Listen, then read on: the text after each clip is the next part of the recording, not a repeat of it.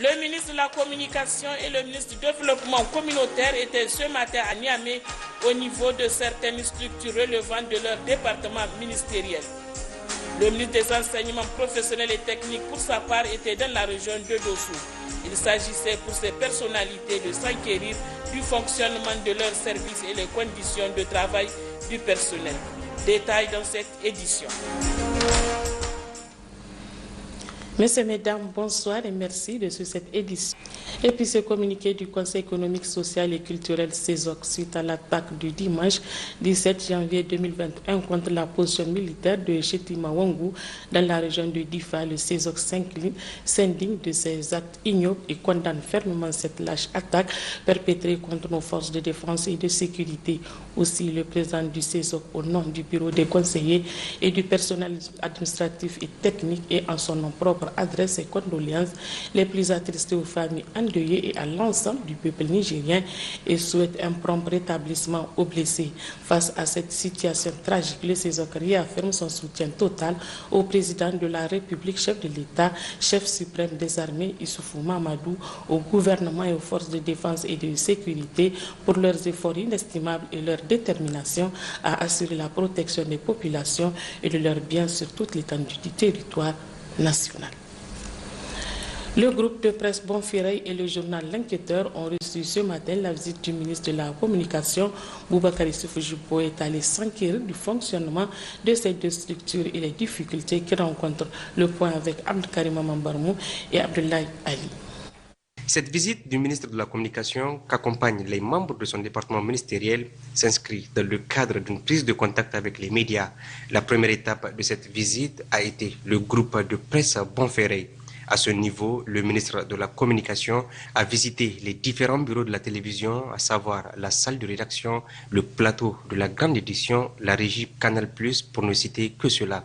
La délégation s'est ensuite rendue dans les locaux de la radio où d'amples explications sur le fonctionnement lui ont été données. Après un échange avec les responsables, le ministre se dit satisfait du travail de la télévision Bonferrey malgré les difficultés rencontrées. J'ai vraiment une impression positive et au vu des installations visitées qui sont certes modestes mais de qualité.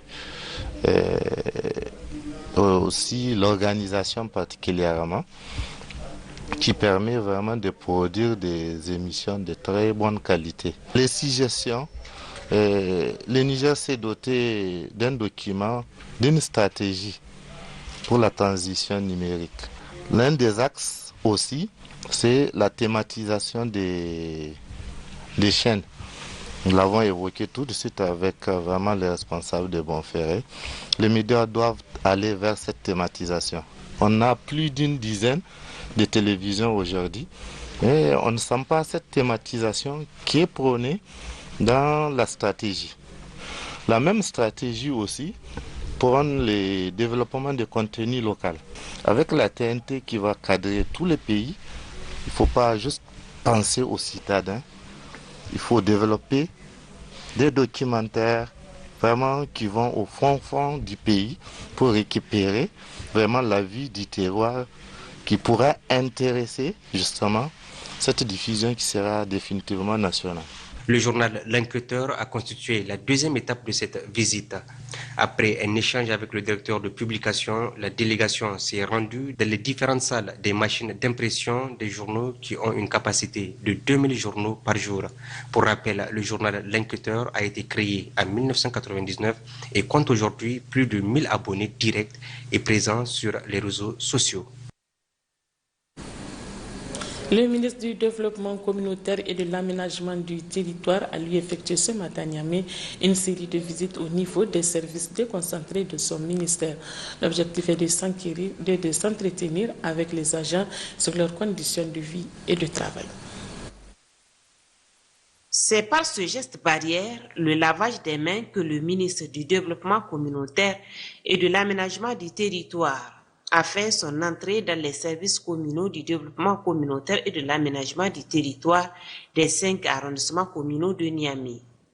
Il s'agit pour le ministre Abdoulaye Issaka de s'enquérir des conditions du travail du personnel.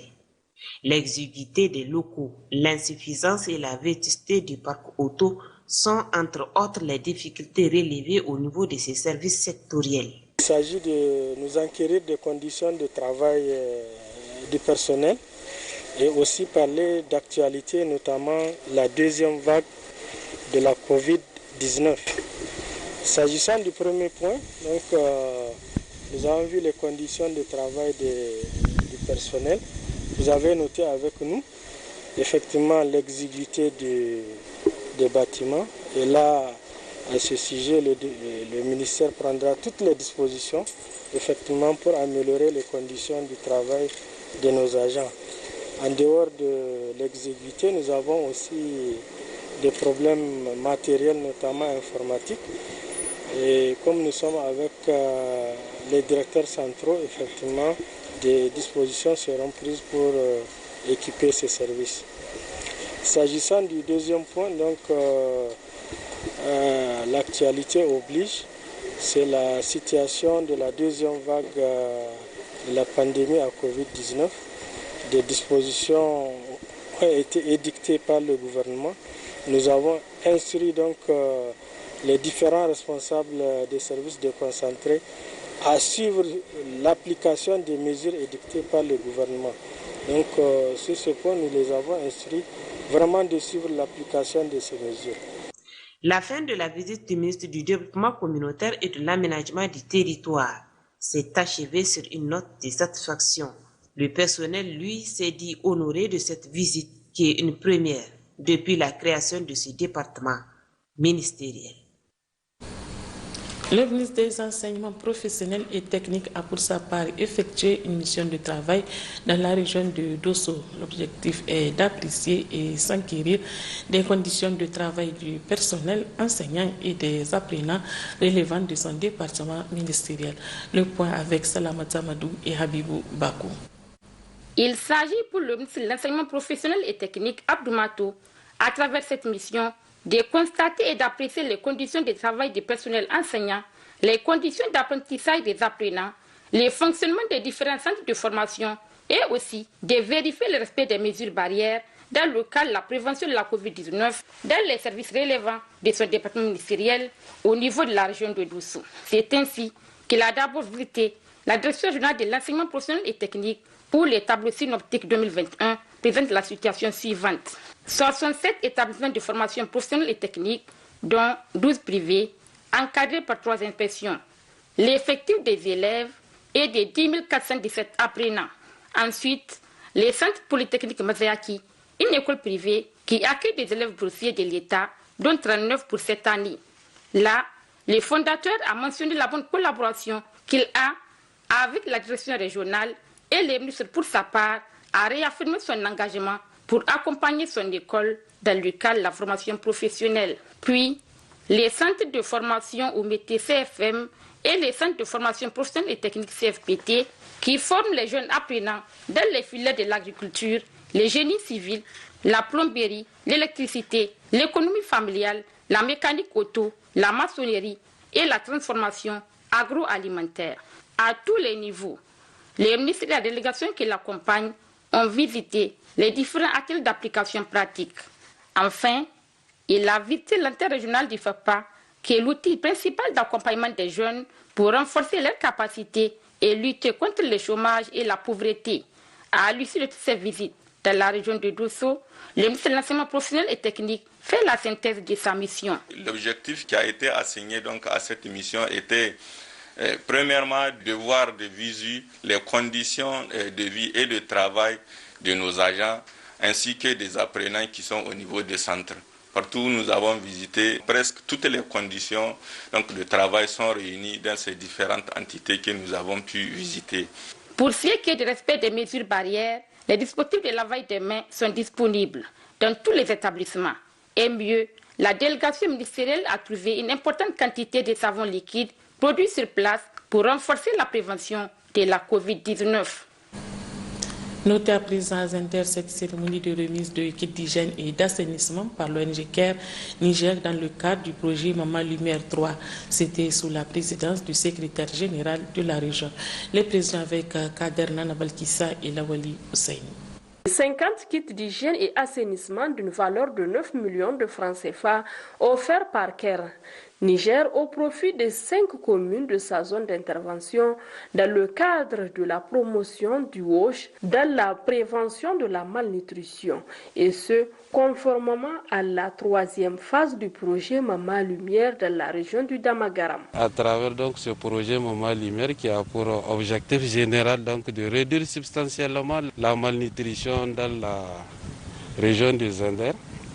Et qui dit malnutrition donc a un lien direct ou un lien indirect donc avec la survenue de l'hygiène dans l'environnement. C'est pourquoi le projet Maman Lumière, à travers donc son objectif spécifique 2, qui est de promouvoir donc le WASH UNIT, a pensé donc offrir ces différents kits, et en même temps on profite pour accompagner les autorités donc de la 7e République dans le cadre de la lutte contre la pandémie de coronavirus donc dans nos différentes zones d'intervention. Un geste salutaire selon le secrétaire général de la région de Zander.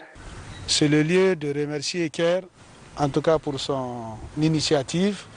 Et je me réjouis de constater que dans ces kits-là, il y a des dispositifs de lavage de mains, il y a des masques et il y a du savon.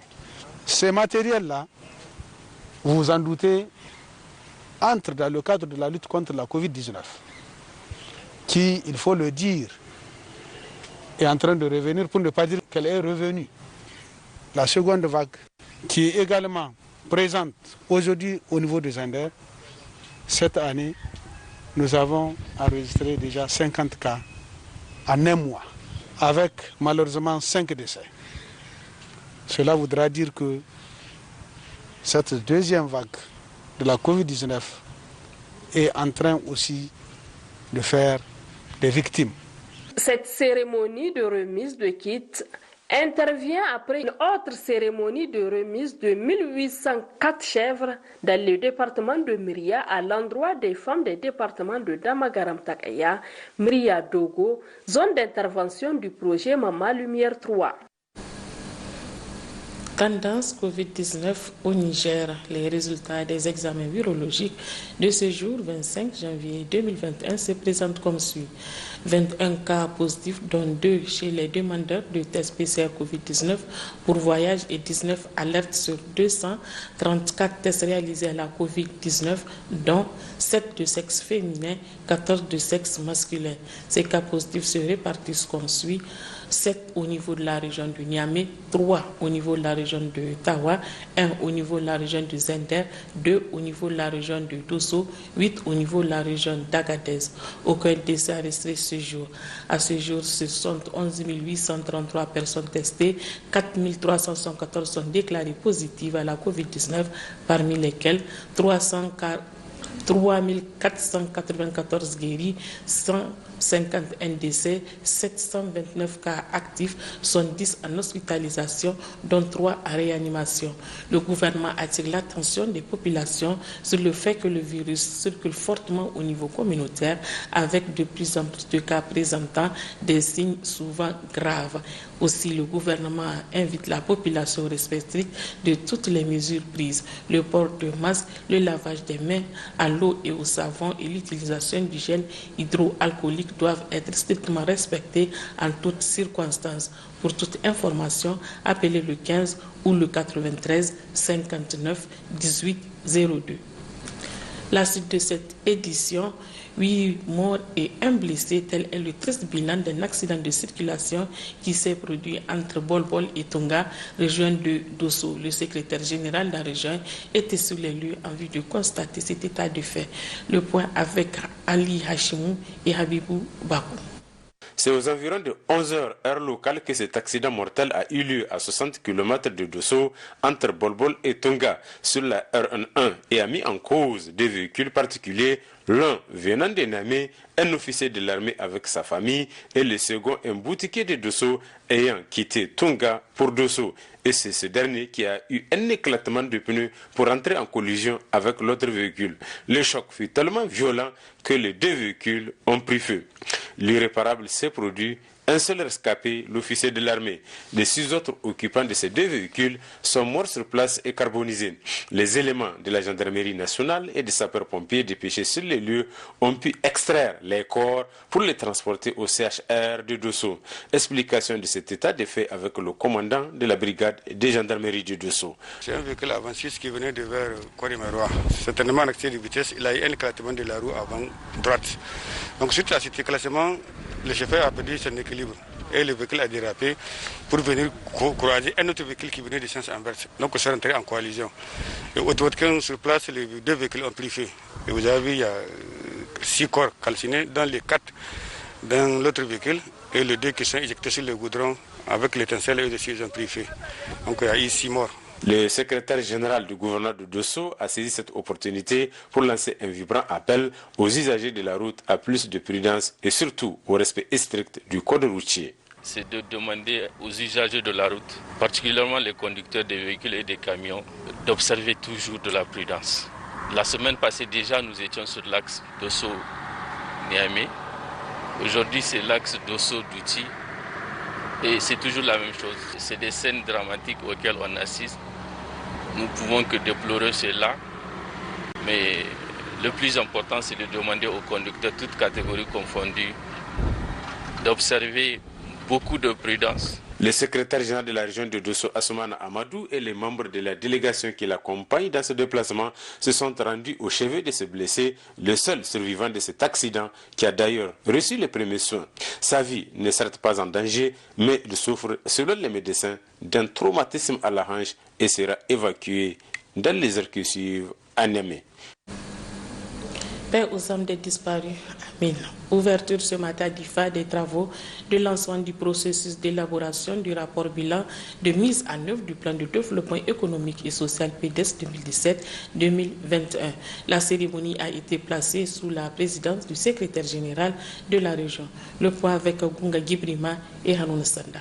Cette rencontre marque le lancement du processus d'élaboration du rapport bilan des mises en œuvre du PDS pour la période 2017-2020 au titre de la région d'Edifa, un exercice qui a ainsi réuni les cadres régionaux et départementaux afin d'établir un bilan des mises en œuvre 2017-2020 à travers notamment des données quantitatives et qualitatives qui permettront de préparer un rapport de mise en œuvre. C'est la première fois que nous organisons des réunions avec les cellules de coordination régionale pour partager la démarche méthodologique de l'élaboration du rapport et aussi échanger avec vous sur comment est-ce que nous allons concilier les 2 processus, notamment le processus de la replanification des plans de développement régionaux et le diagnostic qui doit enrichir ou alimenter la formulation du nouveau plan de développement économique et social 2022-2026. En procédant à l'ouverture de la rencontre, le secrétaire général de la région de Difa a salué cette initiative qui cadre parfaitement avec les orientations des plus hautes autorités nigériennes. L'élaboration du PDS, plan de développement économique et social 2017-2021, a été une occasion unique pour passer en revue les politiques et stratégies de développement sectoriel, d'étudier les forces et les obstacles à l'atteinte des objectifs et résultats nationaux et d'identifier les potentialités et les opportunités actuelles dont dispose le Niger.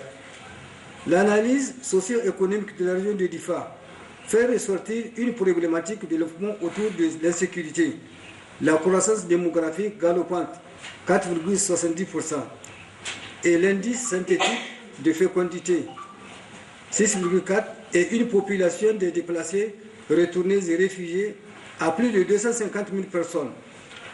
Cette situation a engendré des conséquences sur l'économie locale et les services sociaux de base.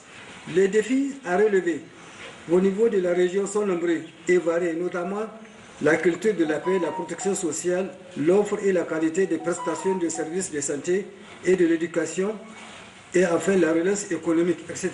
L'enjeu est donc pour les services techniques régionaux et le ministère du Plan À l'issue de la rencontre, de produire un travail de qualité en parfaite symbiose avec les attentes et les sollicitations des populations. Santé dans ce journal avec ce reportage qui nous édifie sur les cancers chez l'enfant. Le plus fréquemment rencontré selon les spécialistes est le cancer de l'œil ou de la rétine qui est pris en charge très tôt peut se guérir. Une de nos équipes s'est rendue au Centre national de lutte contre le cancer, notamment le pavillon dédié aux enfants. Le reportage est signé Jocelyne Amoussou et Suleiman Wali. Les cancers chez l'enfant existent au Niger, noyés par ceux des adultes. C'est avec l'avènement du Centre national de lutte contre le cancer, précisément le pavillon destiné aux enfants, qu'on peut clairement définir les différents types de cancers chez l'enfant. Le plus fréquent, selon les pédiatres oncologues, c'est le cancer de l'œil ou de la rétine, encore appelé rétinoblastome. Les rétinoblastomes se manifestent généralement par une tache blanchâtre au niveau de l'œil.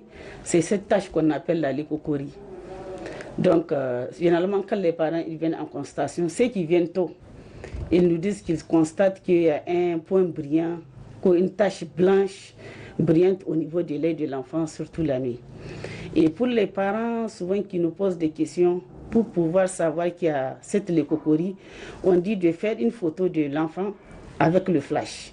Quand vous faites la photo de l'enfant avec le flash, cette tache-là va apparaître. C'est en dehors de la pupille. Quand vous regardez la pupille, c'est le petit point noir qui est dans le noir. Ça peut se manifester aussi par le strabisme. Le strabisme, c'est quand les yeux ne se regardent pas, les yeux ne sont pas fixes. Il y a un œil qui regarde souvent à l'extérieur ou à l'intérieur. Il y a certains enfants où ça se manifeste par un œil qui grossit. Si pour le cancer en général, les causes sont clairement méconnues, pour le cas du cancer de l'œil, les spécialistes déterminent quelques causes. Pour les rétinoblastomes, quand même, des causes génétiques ont été identifiées. Surtout chez les enfants qui ont, au niveau des yeux, ce qu'on appelle le rétinoblastome bilatéral. L'enfant, il peut naître avec déjà une mutation qui a été transmise par un parent. L'enfant va avoir ce rétinoblastome. Donc, quand on prend d'une façon générale les rétinoblastomes, il y a un tiers qui sont héréditaires, de causes héréditaires et qui sont bilatérales. Les deux tiers des cas, ils sont unilatérales. Mais même parmi ceux qui sont unilatérales, il y a certaines qui sont de causes héréditaires. La solution réside dans la prise en charge tôt et à ce niveau, les parents ont un rôle crucial à jouer selon les spécialistes. Les rétinoblastomes pris en charge très tôt ou découvert très tôt et pris en charge correctement, ça se guérit. Et pour les cas ici actuellement chez nous, les malades ils arrivent tardivement. Et quand ils arrivent tardivement, déjà il y a une exophthalmie, l'œil est déjà sorti, la tumeur a déjà souvent envahi même le cerveau. Mais dans les pays où ils reçoivent les enfants très tôt, il y a des moments où on n'a même pas besoin d'énucléer l'œil. Énucléer l'œil, c'est enlever carrément l'œil. Parce qu'actuellement, chez nous, c'est ce qu'on peut faire. Malheureusement, les parents, quand ils arrivent, on informe le problème de l'enfant. Souvent, les parents, ils disent, bon, ils vont aller revenir. On ne les voit pas. Et quand ils décident de revenir, c'est quand ils vont voir que déjà l'œil est déjà gâté. L'œil est déjà une exophthalmie. En ce moment, même s'ils arrivent, nous, on tente. Ce qu'on peut faire, on fait une chimiothérapie. Si ça se réduit, ils vont en ophtalmologie et ils vont énucléer l'œil. Mais il y a des moments où quand ils reviennent, on ne peut rien faire parce que la tumeur a déjà envahi l'orbite. Ça a envahi vraiment où on ne peut rien faire. Dans ce centre, la prise en charge est gratuite pour les enfants de 0 à 5 ans, de même que la chimiothérapie pour 5 types de cancers, notamment le cancer de l'œil, le cancer du sang appelé leucémie, le cancer du rein et les cancers liés au système lymphatique. Il y a donc intérêt à vite se manifester en cas de signe pour éviter qu'il ne soit trop tard.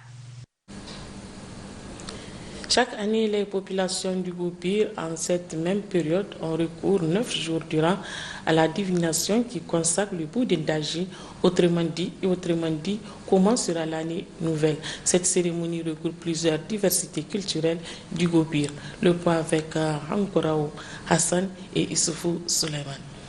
Au Gobir, depuis les Tanzim mémoriaux sur le site actuel du Sultanat, l'on procède et cela chaque année en cette même période, c'est-à-dire le 4e mois et juillet en son premier dimanche à la divination. Cette cérémonie de Boudendaj, comme on l'appelle, est une cérémonie traditionnelle qui date de très longtemps, qui date de l'Antiquité.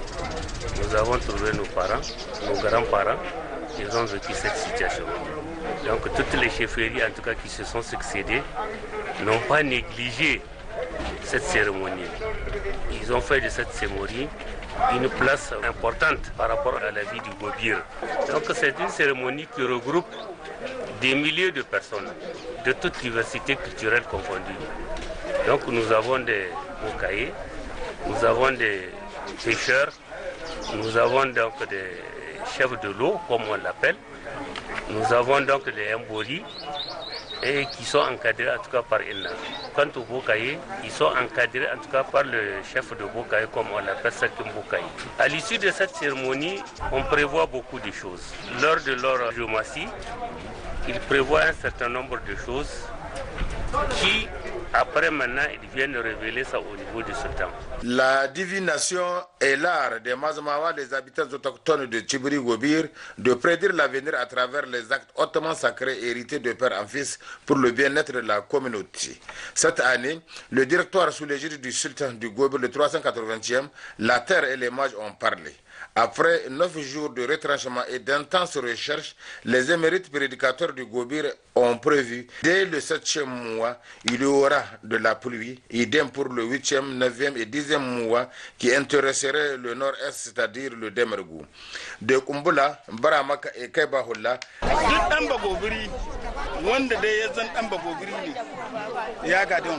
Ceci relève de la tradition du Gobir.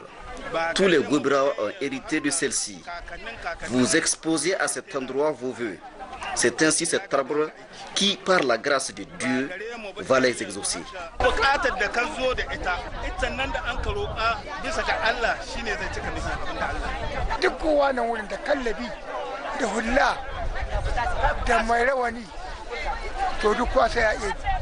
Tout le monde doit ôter son chapeau, foulard ou turban, à l'exception du chef des charlatans. C'est la tradition qui l'exige, d'où le nom Kebahola qui signifie tête sans chapeau.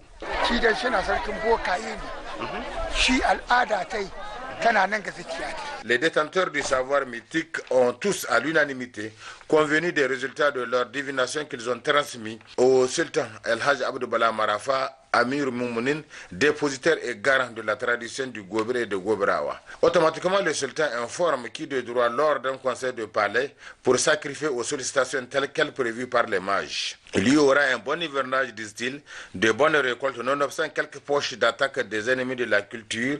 Il y aura aussi des bourrasques qui entraîneraient des dégâts tels que des arbres arrachés, des arbres déracinés, des toits de maisons emportés. Mais l'aumône prévu par les oulémas, les géomanciens et autres thaumaturges pour la circonstance atténuerait et pallierait en un point du thé la colère de la nature. Le 380e roi du Gobir, El Hajj Abdou Bala Marafa, explique. Ana buƙatar a zo a zubar da shi ne jini na ɗan akuya ɗan fari ne ɗan baki ne ɗan ja ne ɗan ma canwa na ɗan akwai to mutum ya yanka shi sabilillah ba da sadaka. La tradition exige le sacrifice d'un bouc de quelque couleur qu'il soit et de le donner en aumône. Les vieillards partent à l'est du village pour préparer et venir distribuer aux nécessiteux. Cela se déroule au 7e mois. Cependant, vous pouvez donner en offrande tout ce que vous pouvez, par exemple, la galette, le beignet, le haricot, la pâte, etc. On souhaite tout simplement que l'hivernage soit fécond et que la paix et la quiétude sociale s'installent dans notre pays. Les géomanciens ont prédit que la pluie sera abondante dans le Damergou cette année, autrement dit, l'hivernage sera fécond.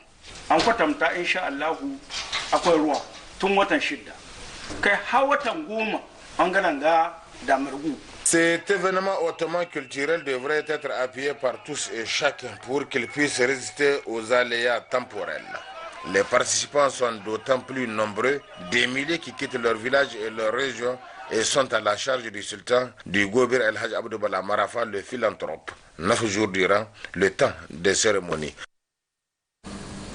Lancement de l'opération de distribution de kits Caprin au village de Zarakwara, région de Tillabéri, vendredi dernier aux femmes vulnérables de la dite localité. C'était sous la présidence du préfet du département de Goté. Le récit avec Zakar Maman. C'est ce geste simple de remise le vendredi 22 janvier au village de Zarakwara et au titre de la commune de Goté dans le département du même nom, des kits Caprin composés de 2 femelles et un mâle par bénéficiaire qui a donné le sourire aux femmes du dit village. Outre le village de Zarakwara, les femmes vulnérables de 4 autres villages, notamment Talle, Kassani, Atfarmaï et Babagade Kwara, en raison de 30 femmes par village, bénéficient également de 3 têtes de caprin chacune, 2 femelles et un mâle. L'objectif de cette opération est de minimiser les risques de décapitalisation dans les ménages vulnérables liés aux impacts négatifs de la situation sécuritaire, d'où ce motif réel de satisfaction du premier responsable du département et du maire de la commune pour cette action à l'endroit de la population. C'est vraiment dans un vaste programme que la HACP vient en appui à l'État pour des réalisations dans le cadre du rehaussement du niveau de vie, de l'assistance pour le bien-être de la population. Nous les remercions pour cela au nom des plus hautes autorités de la République et au nom de nos populations. Parce que la lutte contre l'insécurité ne se fait pas seulement avec des armes, c'est dans la compréhension de chacun. Et ça, ils sont en train de nous aider à le faire. Nous pensons que nous tenons tous ensemble le bon bout. Je témoigne ici ma satisfaction parce que les kits Caprin que nous venons de distribuer aux femmes vulnérables, nous pensons que ça va les aider à améliorer leur quotidien. Et ça va motiver les autres femmes du village et de la commune qui ne savent pas qu'il faut se constituer en groupe, faire des agréments, déposer à la mairie pour pouvoir bénéficier de cette distribution-là. Donc je suis vraiment satisfait. Les femmes du village de Zarakwara ont elles aussi magnifié cette action et affirmé qu'elles en feront un bon usage de ces kits.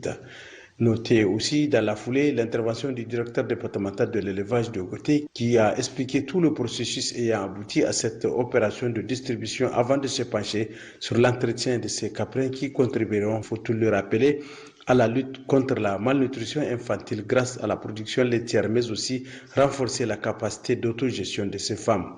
Au total, ce sont 150 kits caprins, soit 450 têtes qui ont été distribuées à 150 femmes de la commune de Goté.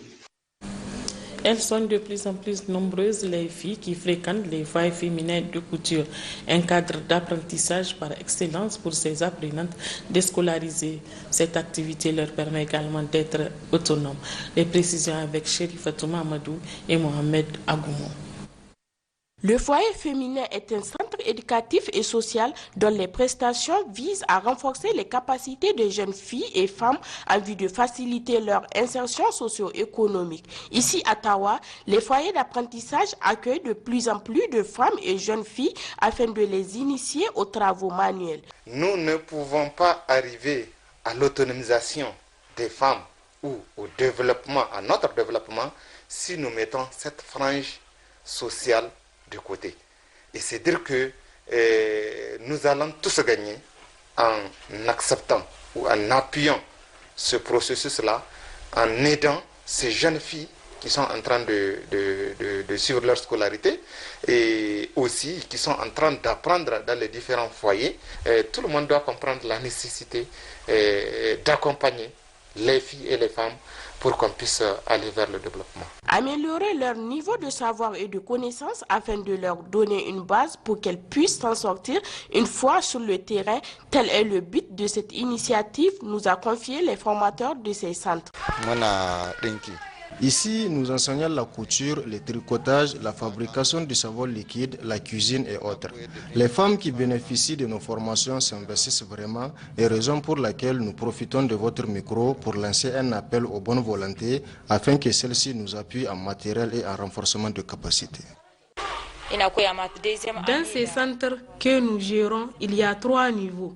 De la première année à la 2e année, nous enseignons le tricotage et à la 3e année, nous enseignons la couture.